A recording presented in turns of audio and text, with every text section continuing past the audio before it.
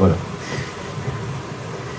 Il était une fois dans un pays très très lointain, un brave homme qui vivait avec sa fille et son chien. Sa femme était morte tragiquement en donnant pourtant la vie par un effroyable accouchement à la plus belle des petites filles. Le brave homme l'éleva seul, vivant son deuil en sourdine. Pas de regret ni de linceul, s'il était triste, il restait digne. Il aimait follement sa fille et voulait tellement bien faire qu'il épousa une veuve tranquille, pour qu'elle ait enfin une mère. Mais en dépit de sa bonté, la suite fut spectaculaire. Cette fois, l'enfer fut pavé des bonnes intentions du père. La romance ne dura pas, par coup du sort ou manque de bol, car le brave homme mourut, hélas, d'une crise cardiaque dans sa bagnole. Tout changea pour la fillette, devenue quasi orpheline, car sa belle-mère se révélait être une marade des plus mesquines.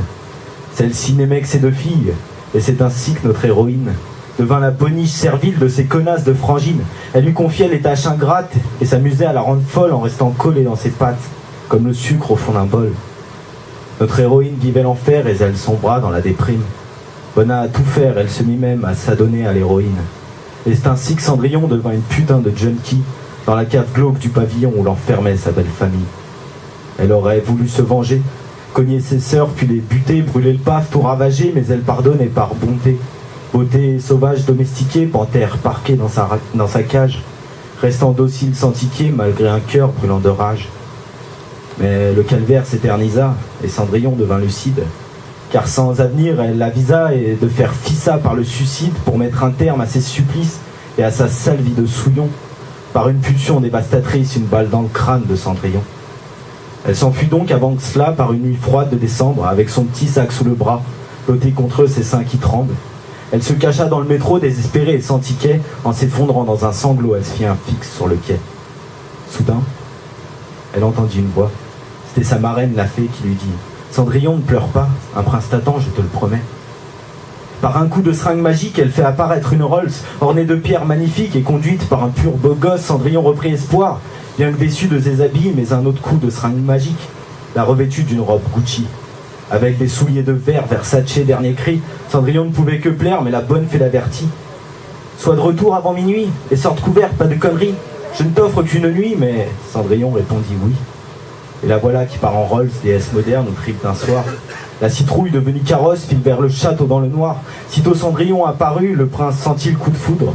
Ébloui dès qu'il l'a vue, flamba au contact de la poudre. Il invita pour une danse, cadencée des plus osés. Aisément gagné par la transe, le caleçon prêt à exploser, ils se trottèrent avec ardeur jusqu'à ce que l'horloge retentisse. Cendrillon coururent de peur avant que les 12 coups finissent. Mais c'est là que la fin change. Car le prince vexé empêcha Cendrillon de franchir la porte. Au CRS, il ordonna de lui infliger les menottes, et Cendrillon, plaqué par terre, une pantoufle perdue en route, fit un flashback dans les airs pour s'éveiller près d'une route. Elle n'avait plus qu'une basket et plus d'obstacles à affronter. Cendrillon entreprit la quête d'être une femme enfin en paix, elle continua de faire des ménages, mais cette fois rémunérée, enfin extraite de sa cage, elle put alors se relever. Très loin du prince et de sa richesse, elle fit une croix sur son passé. Pour devenir une princesse occultée par les contes de fées, Cendrillon vit maintenant sa vie de miraculé ordinaire, dans un 2 pièces près de Paris à 500 mètres du RER. Et Cendrillon n'est qu'un exemple de conte de fées contemporain, où la violence n'est pas exempte et les princesses parfois putain, une héroïne actuelle qui a su se libérer d'un entourage pétri de haine pour devenir femme et l'assumer.